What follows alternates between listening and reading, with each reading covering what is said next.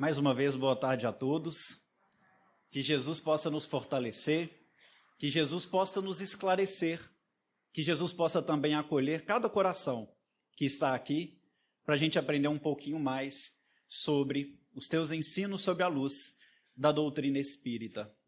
A gente inicia a reflexão lembrando de uma história que é muito conhecida e que está registrada no Evangelho de João, no momento em que Jesus passava por uma aldeia que ele costumava muito ir.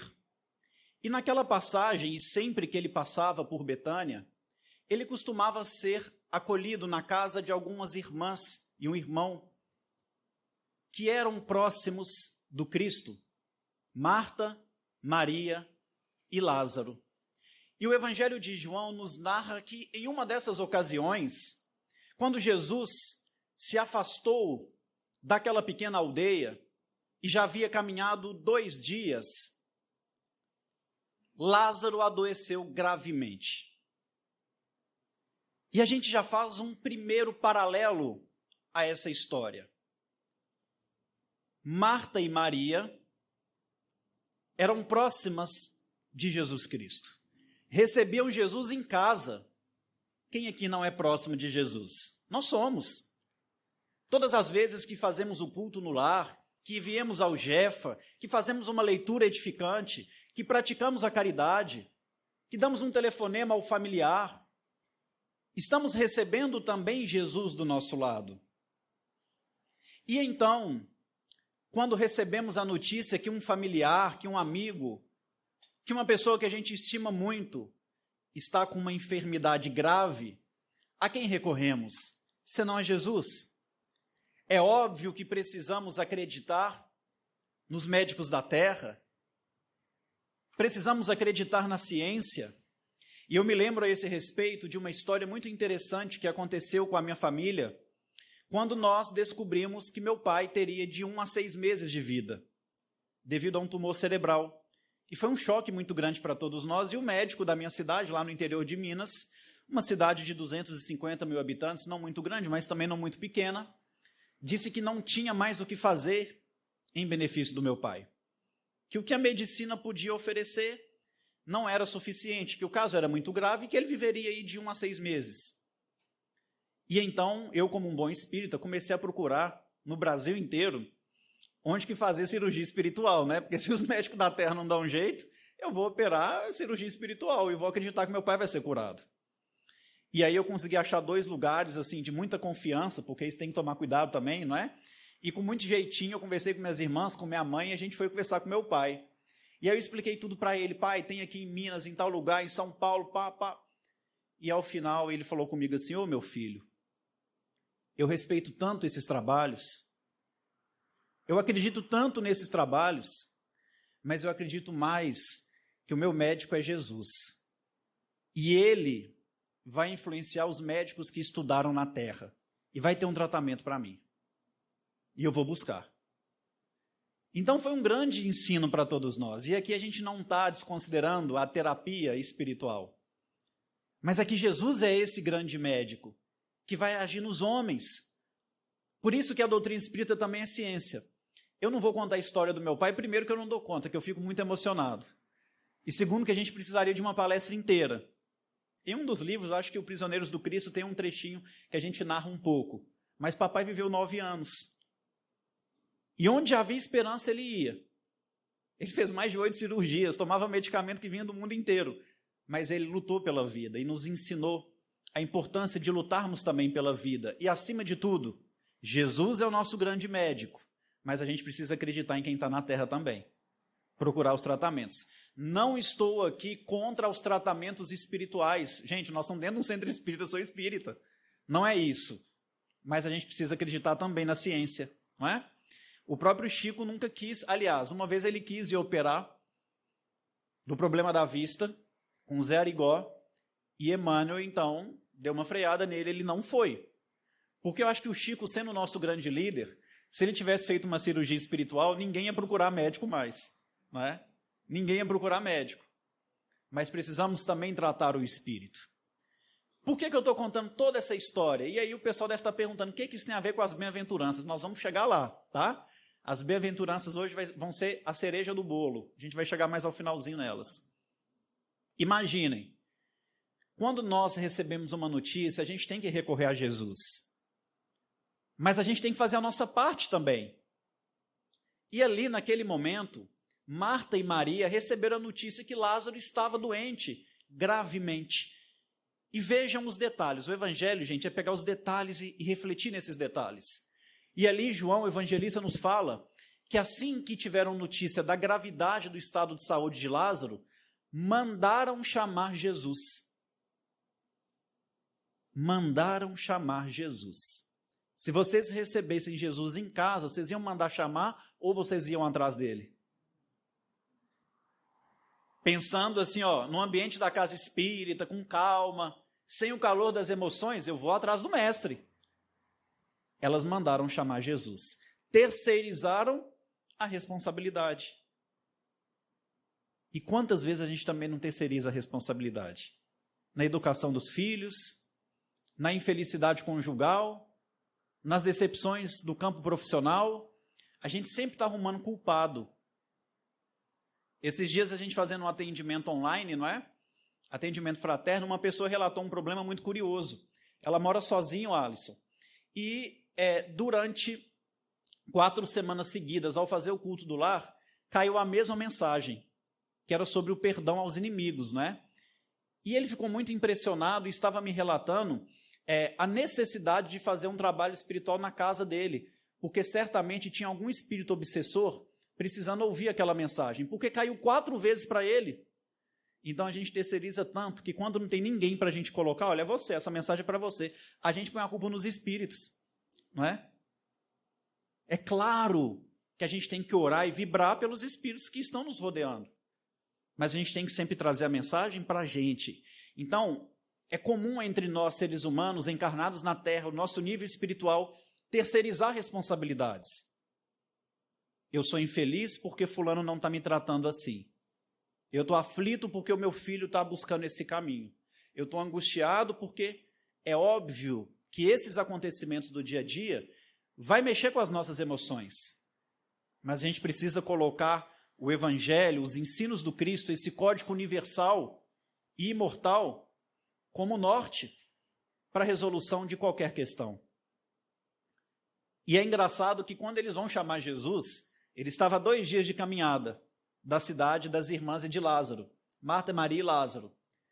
O Evangelho fala que Jesus chegou lá depois de 4 dias. Ou seja, se era 2 dias de caminhada, depois que ele recebeu a notícia que Lázaro não estava bom, ele demorou mais 2 dias para sair do lugar. E quando ele chegou lá, segundo a concepção das irmãs, Lázaro tinha morrido. Jesus não veio destruir a lei, uma pessoa morta, ele não ia ressuscitar. Era uma enfermidade grave, com uma catalepsia, que obviamente manipulando os fluidos ele poderia reanimar a pessoa. Talvez 20, 30 anos para cá, a medicina avançou ao ponto de conseguir atestar os óbitos com mais propriedade. Porque até recentemente, eu falo 40, 50 anos antes, muitas pessoas eram sepultadas sem terem desencarnado. Os familiares ficavam sonhando com a pessoa, exumavam o corpo e via que a pessoa estava de bruço, estava sem unha, né, desesperada. Então esse é o caso de Lázaro, porque Jesus não veio destruir a lei. Ele não estava desencarnado, ele não estava morto. Mas o engraçado é que quando chega a ser engraçado a gente imaginar a cena, porque quando Jesus chega, Marta e Maria, elas devem ter colocado a mão na cintura, né?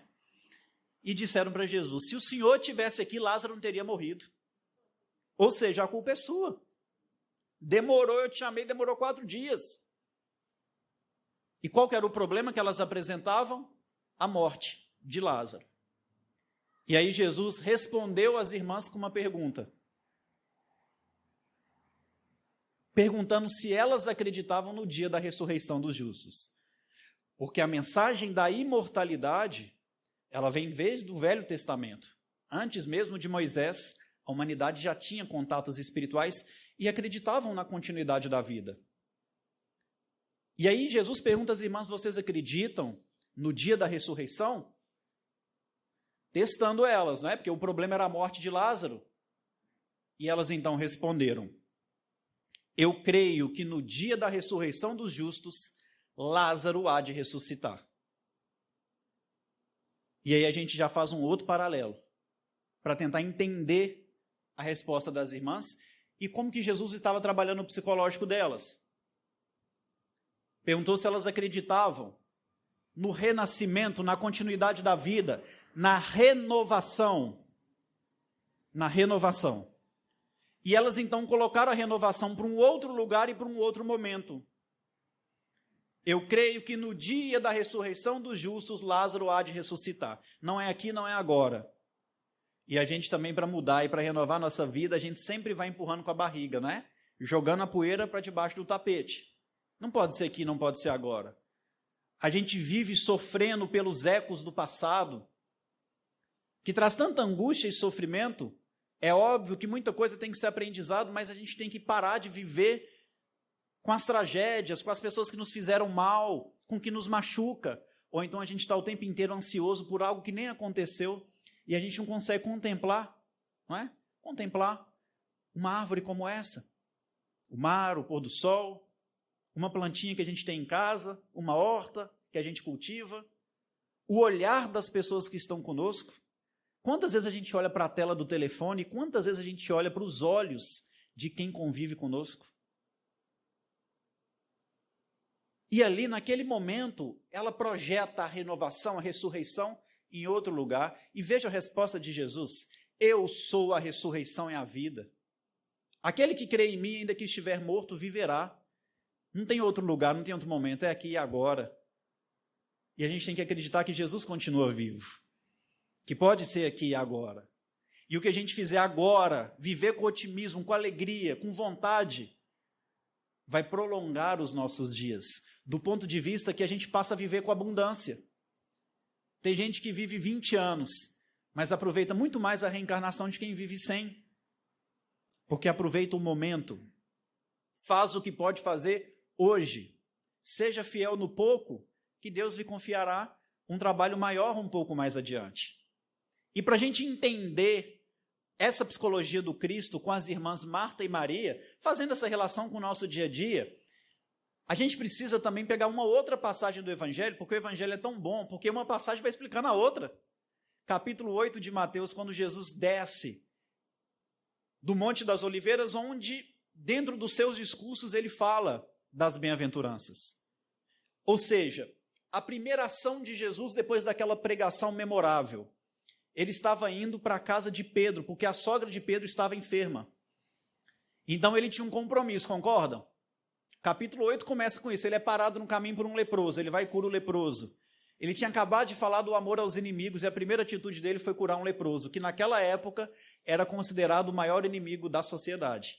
Não podia ficar preso nem dentro da cidade, era no Vale dos Leprosos, afastado de tudo e de todos. Eram conhecidos como os imundos, né? Então Jesus fala do amor ao inimigo, vai ao encontro de um leproso, cura, o abraça e continua indo para a casa da sogra de Pedro. E aí vem um centurião romano procurar Jesus. O centurião, que tinha ali de 100 a 300 soldados ao seu dispor, um homem com uma autoridade muito grande. Roma dominava pela força, imagina um centurião. Então esse cara, de poder aos olhos do mundo, vai procurar um galileu que caminhava descalço e não tinha uma pedra para repousar a cabeça. Imagina esse contexto, né? Já é uma coisa incomum. E aquele cara que deveria ser conhecido como um senhor, aproxima de Jesus e fala: Senhor. Senhor. Então a gente já vê humildade.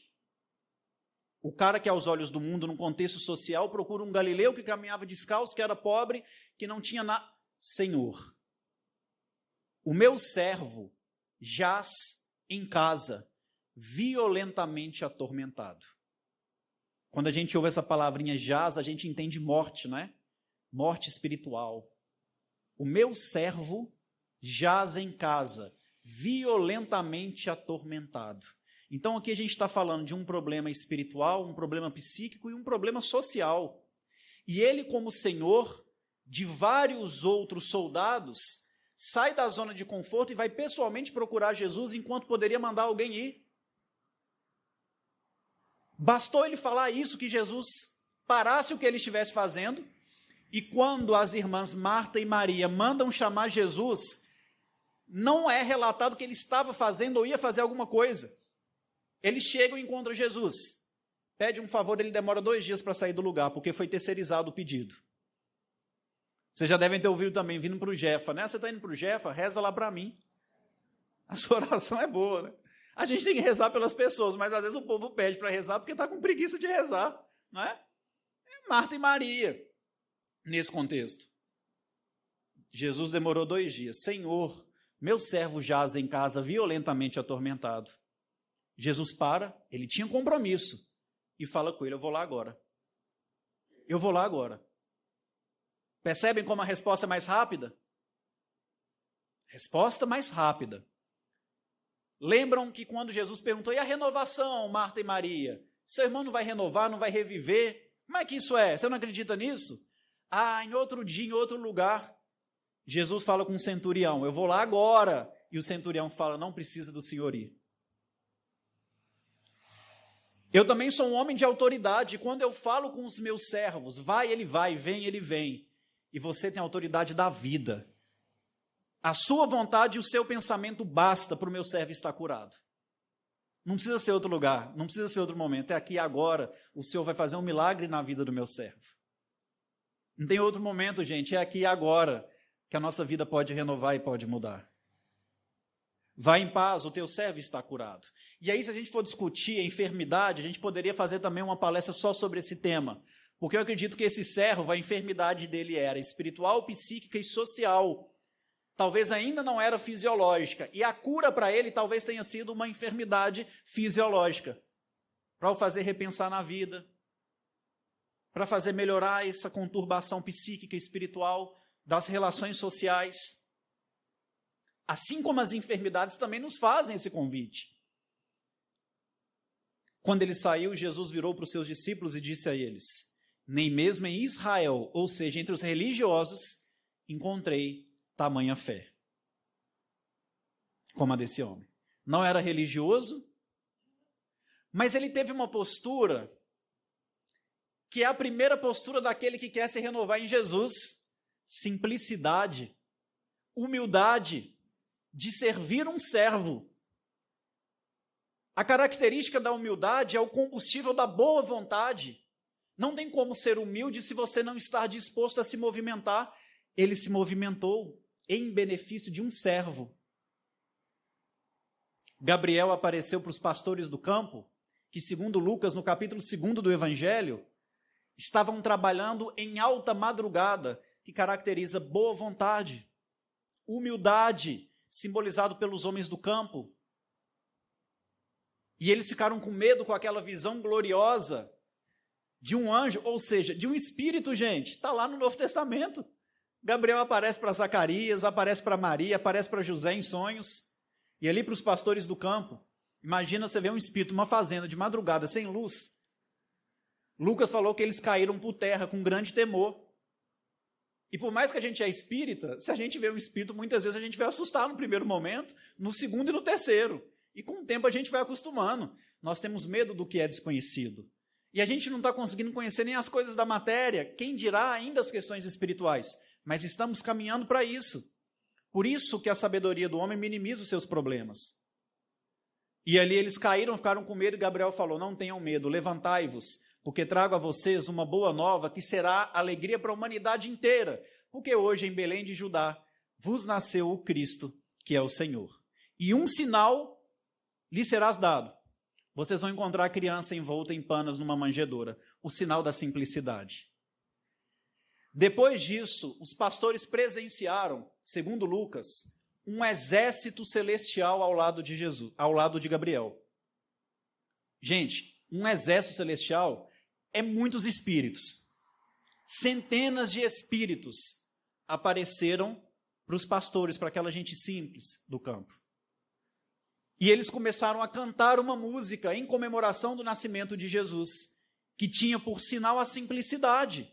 A mesma simplicidade que moveu o centurião romano.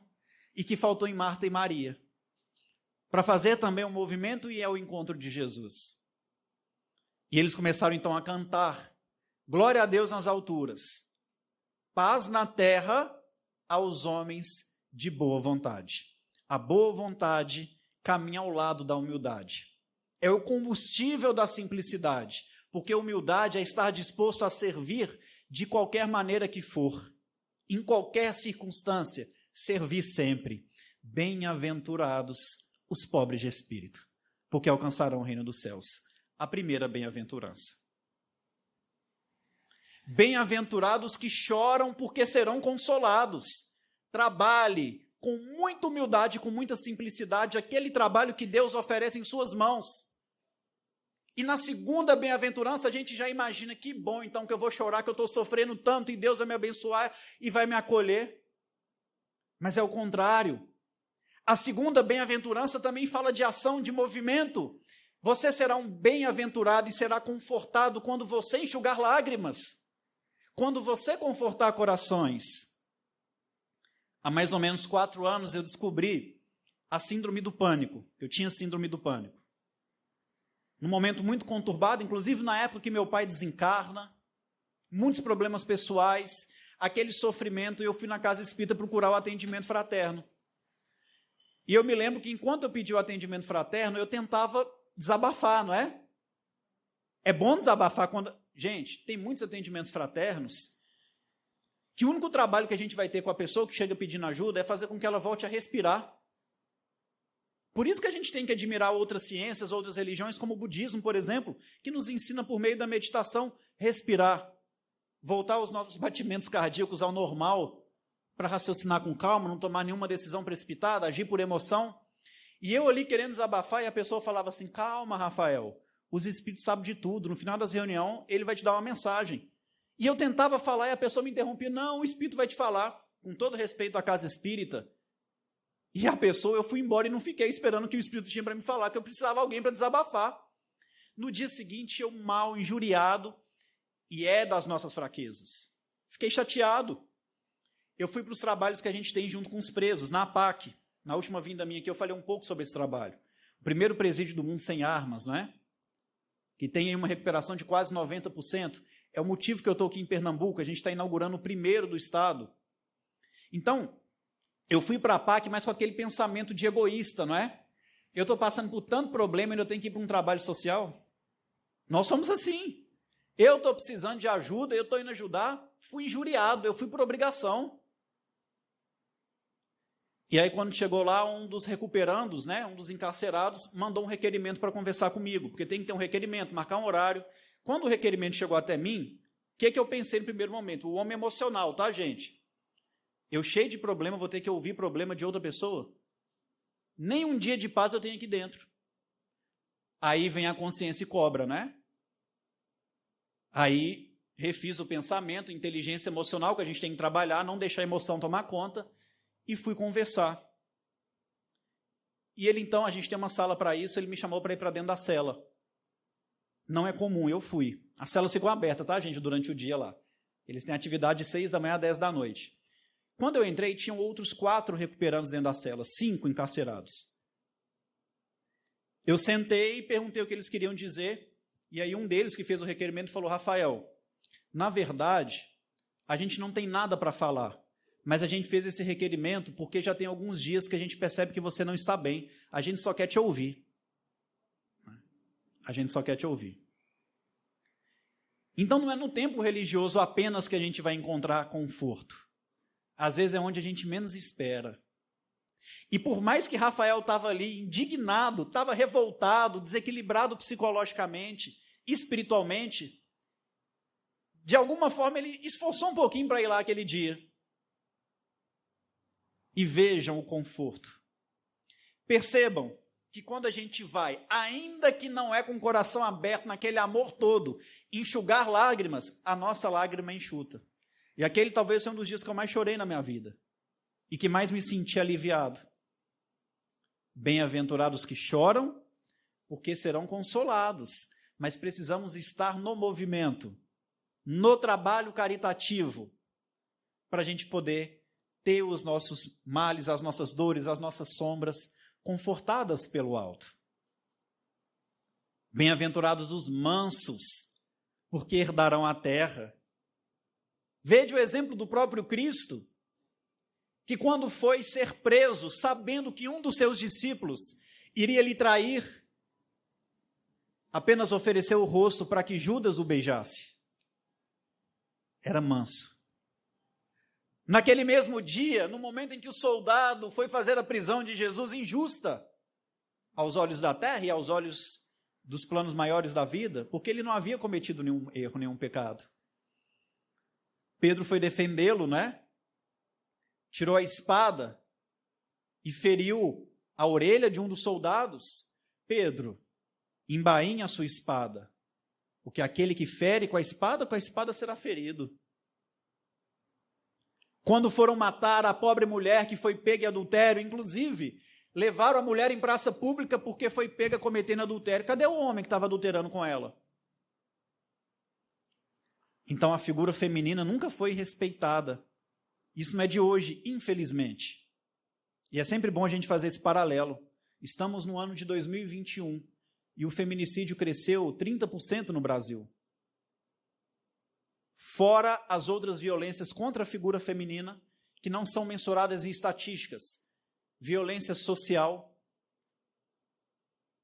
O homem impede a mulher de ter vida social, de ter amizades, às vezes até de ir para a casa da família. Violência psicológica, que inclusive virou lei agora, é crime. Violência psicológica contra a mulher, violência econômica. Então a gente vê que muitos dos ensinos e dos fatos que ocorreram naquele tempo, à época de Jesus, infelizmente continuam normais e a gente não pode aceitar isso como normal. E qual foi a postura de Jesus? Mas ela foi pega adultério primeiro, só levaram a mulher, não levaram o homem, não é? Atire a primeira pedra, aquele que estivesse em pecado. Então Jesus era pacífico, era manso. E a gente carrega algumas frases tal como: eu não levo desaforo para casa. Eu não levo desaforo para casa. Aqui se faz, aqui se paga. Isso é contrário à mansuetude ensinada e vivida por Jesus Cristo. Bem-aventurados os que têm fome e sede de justiça, porque serão saciados, serão fartos. E às vezes a gente se acha tão injustiçado quando a gente enxerga a vida apenas nesta vida. Quando a gente tem dificuldade de mudar o nosso ponto de vista e enxergá-la de uma maneira mais ampla. Por isso que Paulo, quando escreve aos Coríntios, no capítulo 15 da primeira carta que ele manda à cidade de Corinto, ele vem nos falar o seguinte: Jesus ressuscitou. Ele faz essa afirmação. Ah, mas isso não é novidade. E Paulo era científico. Então ele começa a trazer várias provas que a ressurreição de Jesus era verdadeira. Foi testemunhado por Madalena, por Pedro, pelos outros discípulos, pela sua mãe, pelos discípulos que caminhavam em Emaús, pelos 500 da Galileia antes da sua ascensão. Foi testemunhado por mim nas portas de Damasco. E depois ele trazer todas essas comprovações, ele vai discorrendo e falando: aquele que crê em Cristo apenas nessa vida tem uma fé vã. Aquele que crê em Cristo apenas nessa existência é o mais miserável de todos os homens. Porque o Evangelho é a força do amor, meus irmãos. Mas o amor que triunfa a própria morte do corpo físico. E aquela mãe que entra chorosa numa casa espírita, por ter perdido o filho de forma prematura.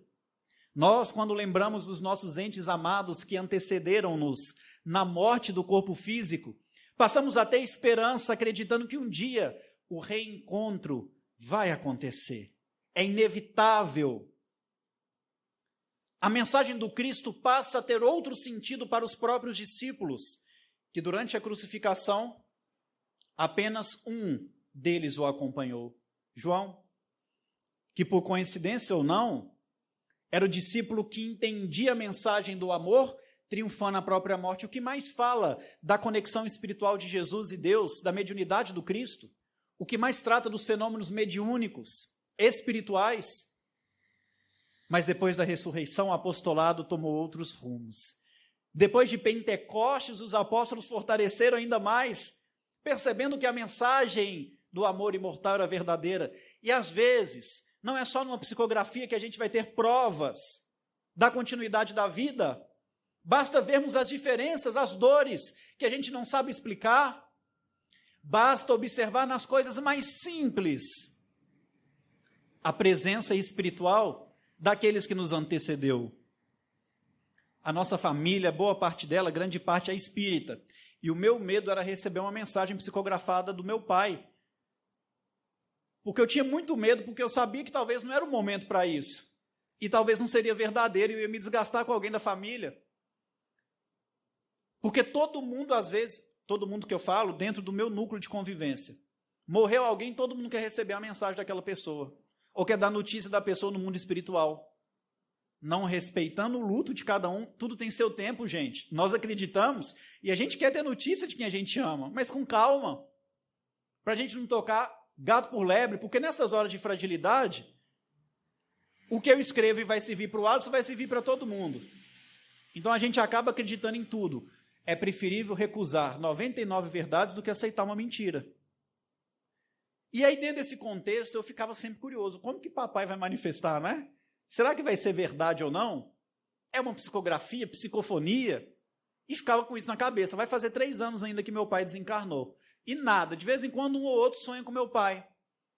E aí no mês passado, eu estava no norte de Minas, e a minha mãe na região central, ela me ligou muito emocionada, chorando demais, muito mesmo. E aí,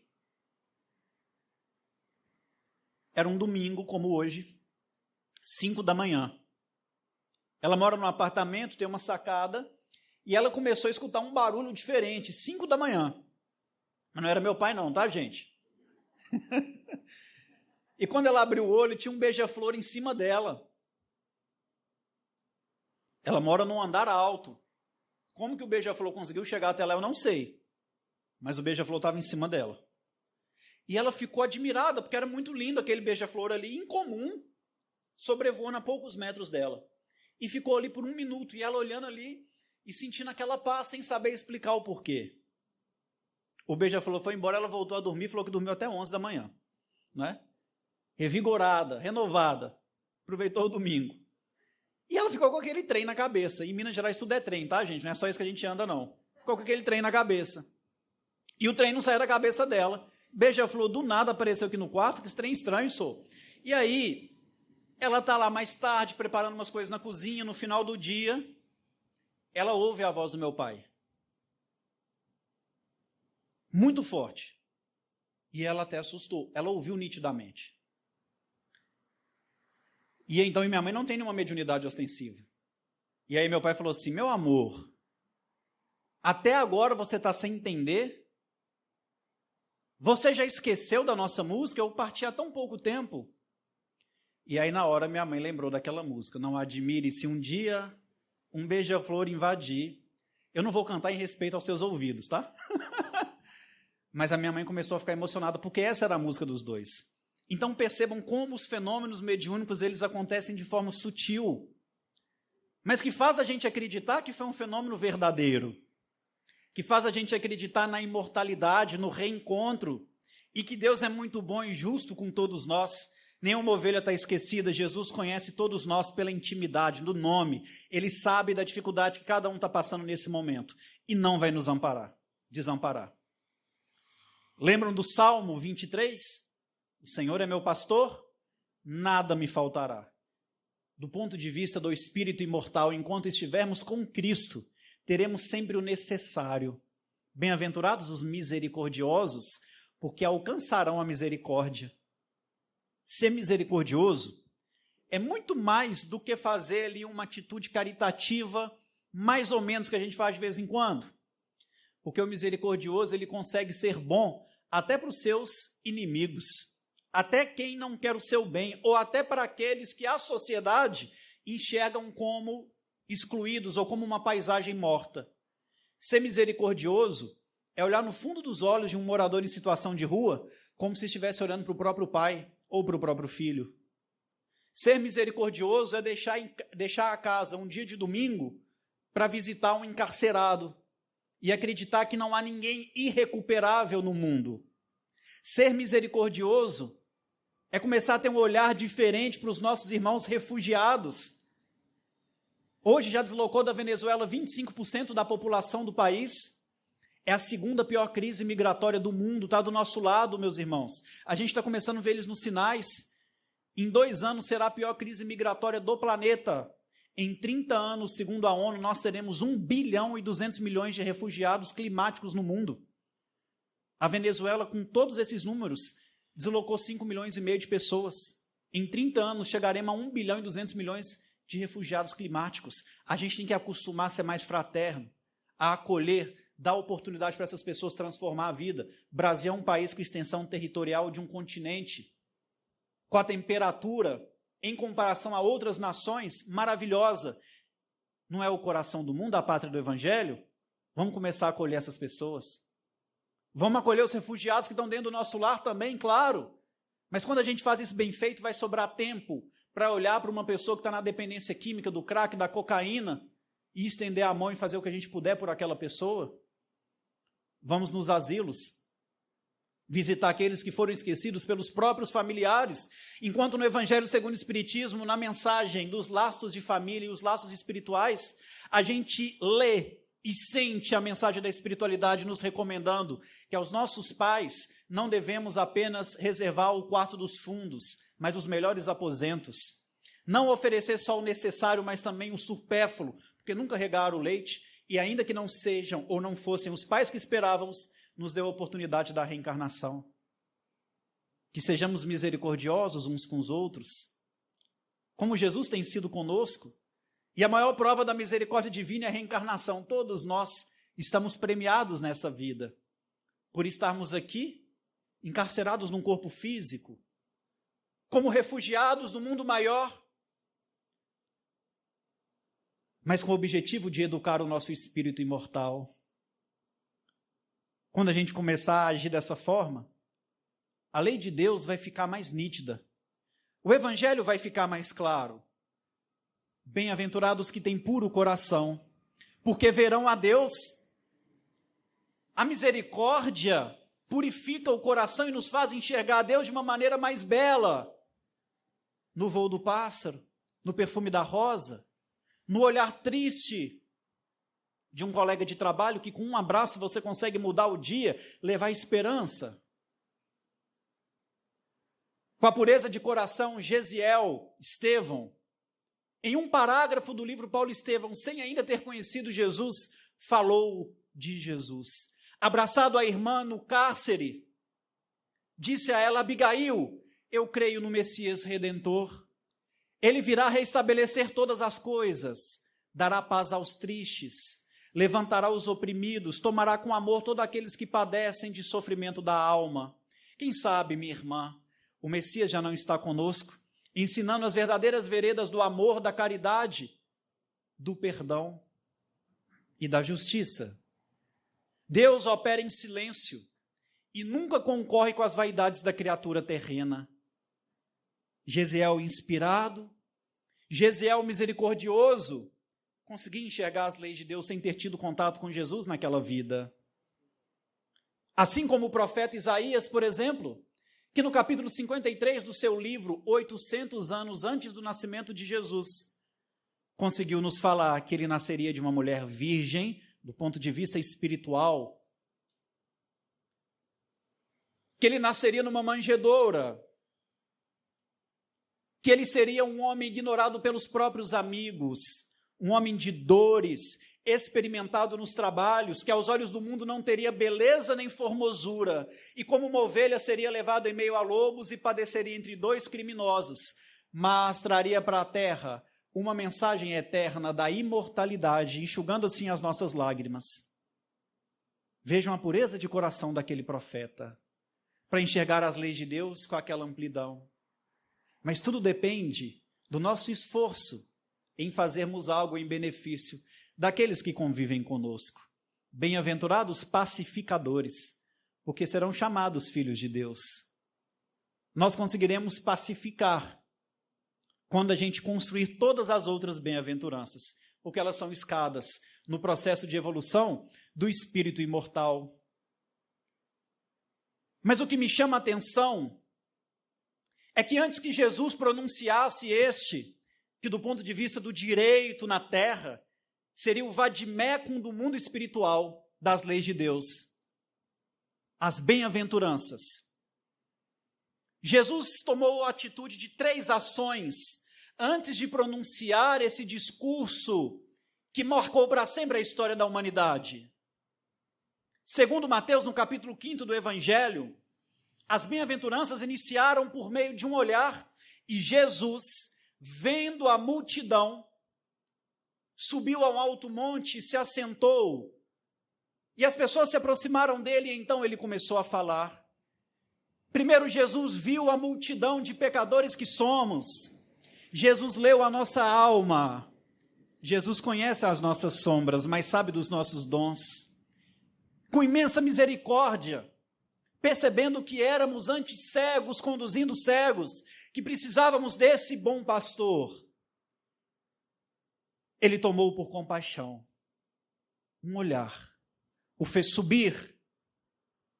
A segunda ação. E ali não é só subir no Monte das Oliveiras, mas se conectar com o Pai, porque Jesus é médium de Deus. Mas ele se assenta na terceira ação, se colocando acessível para todos nós.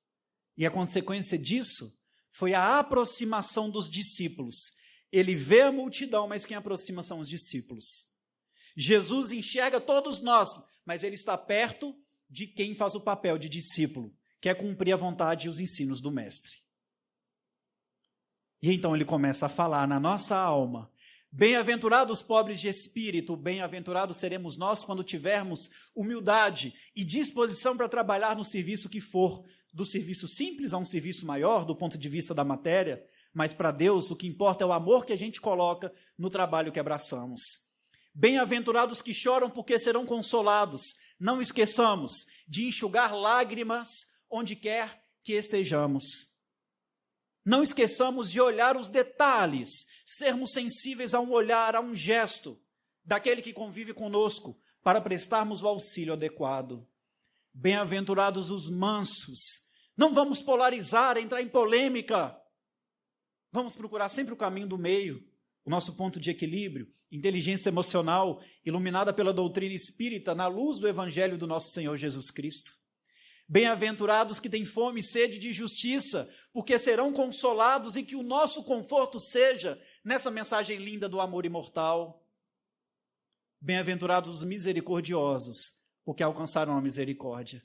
Que possamos ser misericordiosos com os irmãos caídos no caminho, para que eles voltem a caminhar ao nosso lado, para que no dia que formos nós, aquele que está em queda, possamos também ter uma mão amiga a nos encorajar e voltar assim para o bom combate da vida.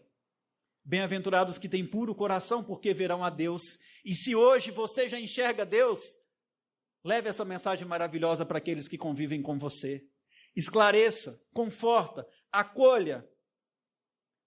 Jesus havia dito: vocês estão admirados com tudo isso que tenho feito. Vós sois deuses, poderei fazer tudo isso e muito mais.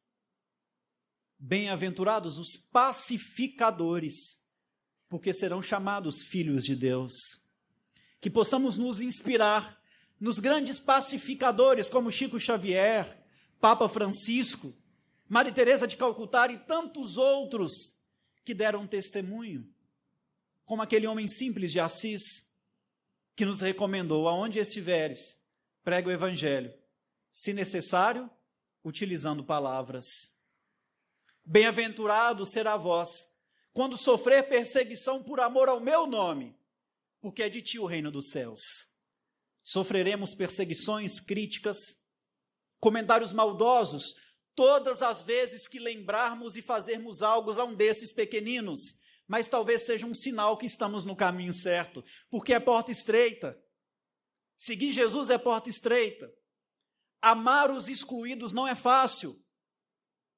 Eu me lembro de uma história que ocorreu há alguns anos em Minas Gerais, em uma das APACs desse presídio modelo que fazemos parte. onde havia um criminoso muito temido em Minas, principalmente pelas fugas que ele fazia. Já havia fugido 4 vezes do sistema penitenciário, era recapturado, outra fuga. Fugiu do sistema de segurança máxima. E aí a APAC de Itaúna, Minas Gerais, pediu a transferência dele. E o juiz falou com o presidente da APAC, você está ficando louco. O cara fugiu de um presídio de segurança máxima. Gente, a APAC não tem armas, não tem polícia penal, não tem muro alto, não tem cerca elétrica. E quem fica com a chave são os presos. Isso, gente, é no Brasil, tá? Desde 1972.